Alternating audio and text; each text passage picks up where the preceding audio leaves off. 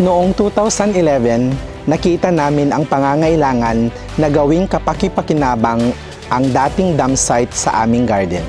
Gusto naming magkaroon ng espasyo na hindi lamang maganda sa paningin, kundi nakakatulong din sa pagkain at kabuhayan ng aming mga residente.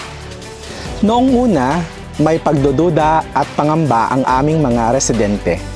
Pero nang makita nila ang pagbabago, unti-unti nilang naengganyo at nagsimulang makiisa. Nilinis namin ang lugar, tinambakan ng lupa at nagsimula sa simpleng pagtanim. Kasabay nito ang pagbigay ng halaman sa mga residente tungkol sa urban gardening.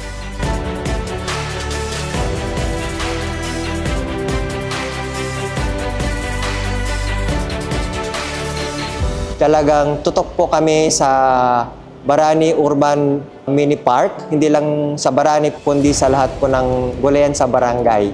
May plano po ang Local Government Unit of Batak na i-copy pa sa ibang barangay yung kanilang best practices o yung kanilang gulayan. Una pong rason dyan ay ang gulayan po kasi sa barangay ay for hapag. Yun po ay isa po siyang Memorandum Circular from DILG na kung saan ang mga barangay at saka mga LGU po ay dapat mag-establish ng kanilang gulayan or mapagkukunan ng masustansya at sustainable na production ng gulay. So, pangalawa po, ang purpose po kasi, isang purpose ng gulayan sa barangay ay para may local production ang kanilang barangay even in the midst of extraordinary na mga sitwasyon. Like what happened po noong 2019, as we have known yung pong pandemic, it caused yung food availability po ay challenge. Ang hirap pong lumabas within your barangay. Kaya po ang gulayan sa barangay po ay talagang importante. Amidst na hindi po makalabas ang ating mga kabarangay ay within that barangay meron na silang mapagkukunan or mapagbibilhan na mga masustansyang gulay at saka healthy. And pangatlo po at panghuli, ang kagandahan po kasi ng gulayan sa barangay ay na-exercise yung dating practice ng mga nauna pa na bayanihan. Kaya magandang i-duplicate siya sa ibang barangay upang sa ganon ay yung thought of bayanihan ay ma-inculcate at magtuloy-tuloy sa kanilang araw-araw na pamumuhay. Ang unang layunin namin nung nag-uumpisa pa lang tong garden is magkaroon lang ng konting hardin para lang kumbaga is compliance lang na magkaroon ng gulayan sa barangay. Is an additional income for the barangay as well siguro maeengganyo ang aming mga residente na gayahin kung nagkakaroon na siya ng income. So nagkaroon kami ng pick and pay. Purusin nga presko, bayadan tinalaklaka nga presyo.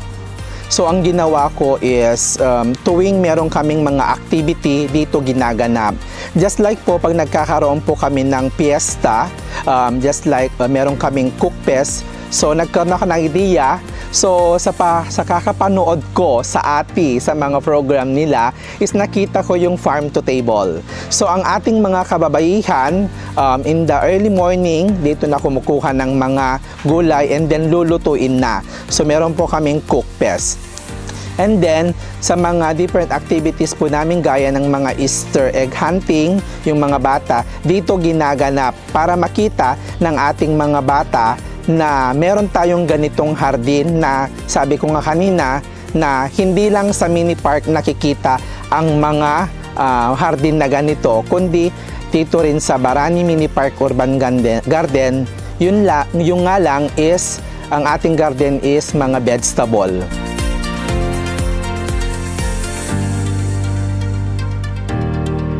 Nalaman ko ang tungkol sa isang urban garden dahil sa isang meeting sa isang barangay. At doon ko nakita ang malaking pagbabago ng isang malaking basurahan.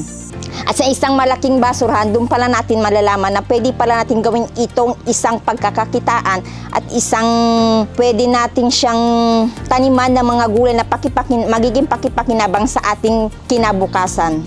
Malaki ang naging epekto sa aming pangkabuhayan dahil dito hindi na namin kailangan pang magtrabaho o kaya mangamuhan sa iba dahil dito matututo kami magtanim. Dito namin nakukuha ang pangtusto sa aming pang-araw-araw na pangkabuhayan.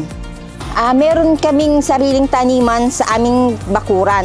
Na-inspire kami dahil sa mini urban garden, pwede pala namin gawin kahit maliit lang aming bakuran. Pwede kaming makatulong sa environment dahil sa mga waste materials, pwede namin gawin ito pagtaniman like the 1.5 imbis na itatapon namin, gagawin na lang namin siyang pagtaniman ng gulay. Dagiyay gayam container, sako, kada anyaman nga mabaling nga pagmulaan, uray ligay, kada uray data case ti soft drinks, mabalin amin, uray pay helmet, butas, sapatos, mabalin amin. Basta ikastamot da kinadakil na, nubasit, ya basit laang. Ngam no dakkel, ya dakkel ti aramatom.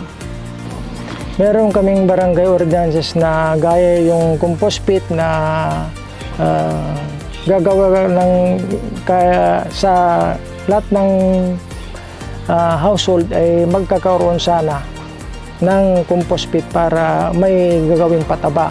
At saka yung household mayroon pang ordinansa o resolution namin na bawat bahay ay may tanim na malunggay. Ang gusto ko lang namin may ano dito sa barangay namin since na andito na kami, ang hinahangad lang namin ay tulungan kami ng mga LGUs, city government na may transfer pa o maipasa pa itong adikain namin na sana lahat ng barangay ay may sustainable garden, urban garden. Hindi lang urban garden, sa mga rural barangays na may sustainable garden para anuman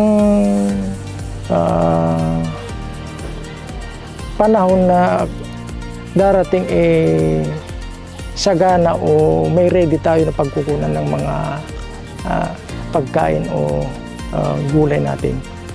Sa mga nagbabalak gumawa din ng mga urban garden gaya ng Barani Mini Park Urban Garden, masasabi ko lang is huwag tayong matakot na subukan. Mahirap sa umpisa, pero kapag nasa kalagitnaan na is dito natin mapipil at mararamdaman na matututo tayong mahalin ang ating kalikasan. At dito rin tayo magkakaroon ng additional income. Kahit maliit ang ating espasyo, magagawa natin productive ang ating garden. Gumamit tayo ng mga recyclable waste materials at mga iba pang mga kagamitan na pwedeng pagtaniman. So sa lahat po ng nagbabalak na gumawa ng isang munting hardin, subukan lang natin. Huwag tayong matakot at dapat mahalin natin ang ating ginagawa para maging makabuluhan sa dulo. Ito po ay simbolo ng victory or panalo. Because as we all know, yung Barani po ay lagi po siyang nag-e-excel among sa mga contest sa lokal, sa probinsya at sa regional. And siya din po ay nakarating na din sa national. So, it is more of a model talaga siya.